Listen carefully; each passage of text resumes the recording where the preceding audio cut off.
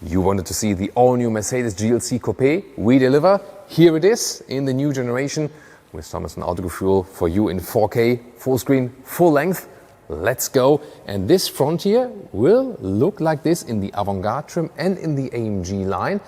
The GLC SUV has a different avant-garde front grille. Here you always get the sportier front grille with the micro-star pattern. However, if you have the AMG line, like we have here today, then in lower part you have these sportier accentuations in the lower part. LED, see the small signature here, 2-dot design, optional digital light. We have it here for even more high beam performance. The length at 4.76 m or 187 inches. That means it's a little bit longer than the predecessor and also a little bit longer than the SUV brother. We're soon going to take a look at the trunk, how this affects it. And we can see here the obvious thing, the falling roofline, minus 3.5 centimeters if you compare it to the SUV, forming this really strong hip area. So a very sensual design. Do you love it or do you hate it when you go SUV Coupé? Tell me in the comments which team are you on. Then the wheels, 19-inch standard with AMG line. These are the 20-inch wheels, really massive style in black. And if you want even more black, like the side mirrors and also the frames here around, you could go for the night package. But I think the chrome contrast here works very well. Talking about contrast, you have these side steps here and they look kind of cool, I think at least, but maybe you don't. They also have an aerodynamic advantage. The only disadvantage is when they are dirty, you might also put stains on your pants. So let's imagine you prefer the Coupé and you're in discussion with your home government. Then you could get a very good argument for it because this one is the more efficient and more aerodynamic form.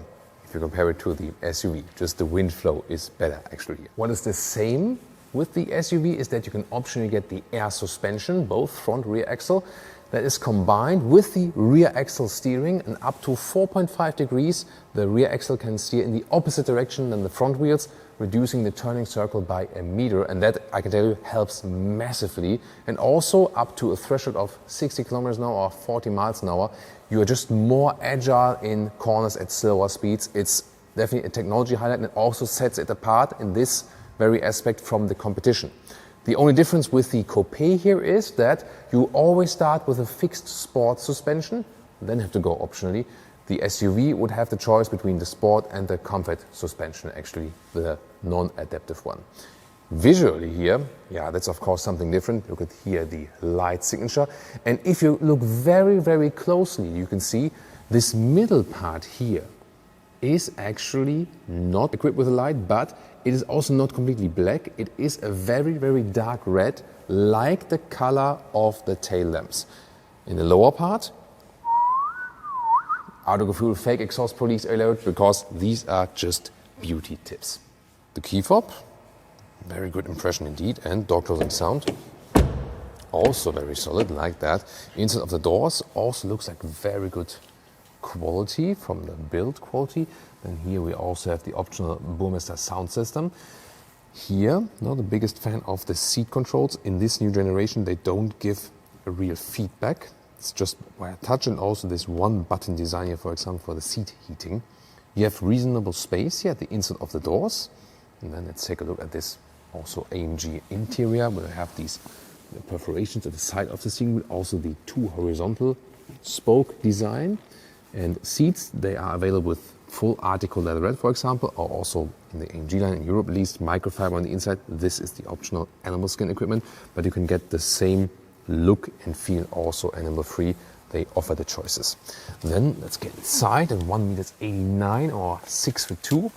I still have some headroom left, and there is big news here with the new GLC Coupé generation, because one of the things that customers complained about this vehicle, or majorly, was that there was just this very small roof here. The small, you couldn't really say panoramic roof. Now they have a panoramic roof, and you can open it with this slider here, and you can see it moves over. You can also see it from the outside there. Hello.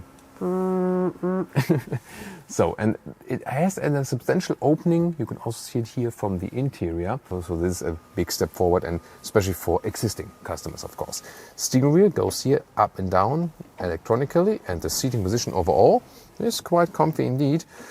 Really looking forward to the situation in the rear seats. And there we are with the rear.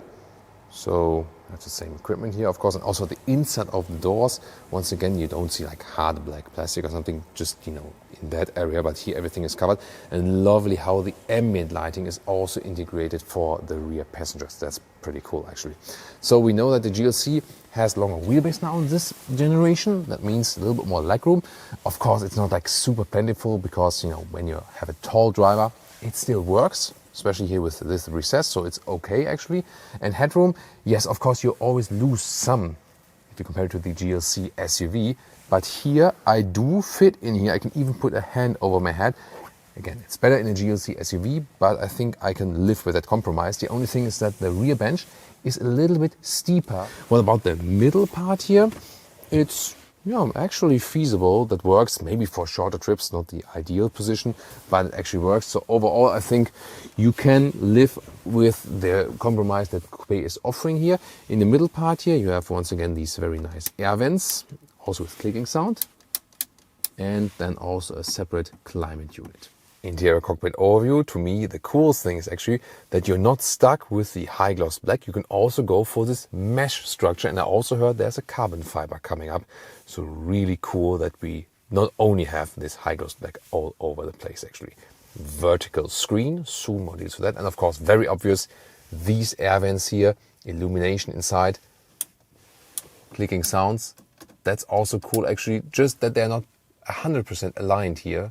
I told them that and they try to look into this then now. And what's also pretty cool is that when you change the temperature here in the lower part, here's always this effect that it goes warmer and colder also visually in the air vents. Steering wheel in this new generation looks cooler, feels better actually, has a better size, just a sportier approach.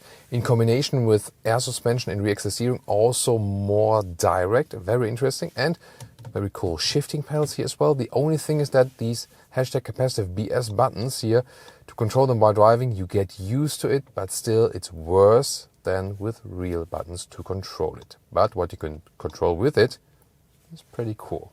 Here we go, you can pick different styles, for example, sport, yeah, or map, full screen.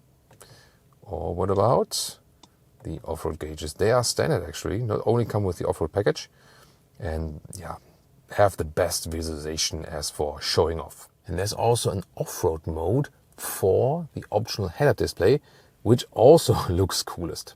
And guess what? Here in the infotainment system, the off-road view also looks coolest actually. If you want to see the special off-road see-through bonnet camera in action, check out our SUV GLC review. Here in the lower part, you have the climate unit then with the with the touch here once again a close-up. It works. Yeah, I still prefer the physical knobs, but am I too old for this? I don't know. Tell me in the comments. The visualization here itself is pretty cool. The hybrid here, the plug-in hybrid, also has like a battery hold function. You can keep the battery status and so on.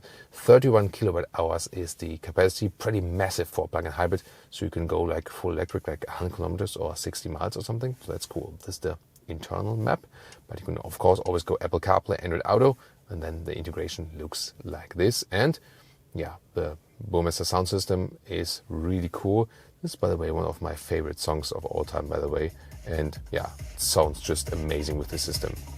And even more obvious, the capability of this system, pure, the sound comes from the front, like in a concert, and then switching to 3D surround, it's all around. Hear the difference? Amazing, right? Pure surround. Then here you have cup holders. They are oh, that's magic, right? Look at that once again. Ta-da! But then again, they don't hold heavier or glass bolts that tight actually. And then you have two USB-C chargers in front, also inductive charging pad, and overall, yeah, quite some space. Well, probably you can't split water or the ocean, but at least you can split the armrest here. This privacy glass is actually standard, both for Coupé and SUV. You can depick it if you don't like it, but at least for the Coupé, I would strongly recommend you to stick with it, because then you can only hardly see what's in the trunk. Well, why is it important? Let me tell you. Here, folding or flipping the logo is opening that one. And then you can actually see what I mean. The backpack fits in here, but then in the Coupé, because of the limited height, this cover here doesn't go over it. So I would actually, in the Coupé, remove this one and just rely on the privacy glass. Then here the width is actually more than a meter or 40 inches, so good width overall. Let's say the height here, you know, the question is where do we measure it as a Coupé? Like the highest point, it would be more, you know, like 60 centimeters or 24 inches. But here, then it's, for example, only like 37 centimeters or about 14 inches. So this is the thing you lose. However, the total length is where you gain with the Coupé, where the SUV would end like here. You are here at about 105 centimeters, or it's 41 inches, right? Yeah, 41 inches. So longer trunk for the Coupé indeed. So flatter, but longer. And you also lose some of the leader figures here because you cannot put this one, you know, you cannot change it that much. So overall, then the leader figure comparison is 600 liters for the GLC SUV and 545 here for the Coupé. A little bit less for this plug-in hybrid here. This is the plug-in hybrid actually. And then on top, it's the same actually, but below, the plug-in hybrid has just this very small hole here. And the normal non-plug-in hybrids would have even more space than here underneath. The seat folding mechanism is really cool. You have this button right here, and then, yeah, look at that. Also on the other side, that's a very easy solution and also goes completely flat. And to the seats, as I would be driving, that's substantial, it's almost 185 in meters or then 73 inches. Yeah, that's the Honda hood, has to be, right? Then opening the hood. About the engines, you get 2-liter 4-cylinder petrol and diesel engines, and also plug-in hybrid, both for petrol and diesel. And then there will be the 6-cylinder diesel, mainly because the German market still asks for it for towing and so on.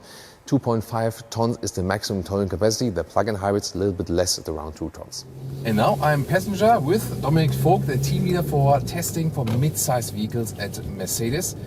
I'm not driving myself because at this point it's not allowed yet with the GLC Coupé, but he is the guy who has been doing the testing. So this technology highlight of the rear axle steering is something that makes the car more agile at lower speeds and more stable at higher speeds, and especially reduce that turning circle. What else have you done if you compare it to the predecessor generation with this new GLC Coupé here now? Yes, concerning the suspension, we have the complete air suspension that we developed for the S-Class. So we have a very comfortable ride comfort if you drive in the comfort mode. And if you change to the sports mode, you have a very strong and stable and sporty behavior of the car. It is actually the air suspension from the S-Class. Is it like the very same one? Or? It's the very same one with different parameters. So platform-wise, the GLC is not only closely related to the C-Class, but then also even to an S-Class? That's right. The S-Class was the first car of Mercedes rear architecture 2. Then we brought the C-Class, but in the C-Class, for example, we don't have the air suspension. So another thing that, especially concerning higher speeds, you also worked on NVH, noise, vibration, harshness. Right. That's it, yeah. So basically it means it's more silent, especially at higher speeds. So how much more silent is it in comparison to the predecessor, and how did you achieve that? Like what did you do? Especially higher speed, there we have the air noise around the car, and what we brought in the GLC SUV and the coupe, we put the mirrors on the door. And not here. We have what we call bitumen Dopplerbleche. It's a kind of bitumen. Listen and repeat. Bitumen Dopplerbleche. that's Daimler speech, but it's on the tunnel, and so we reduce with that new measure the noise of the engine. So it's like a double sheet that is isolating the noise from the engine. Double sheet, and between the two sheets there is bitumen. Interesting. Yeah. In addition to that, it's also a thing that we did first with the S-Class.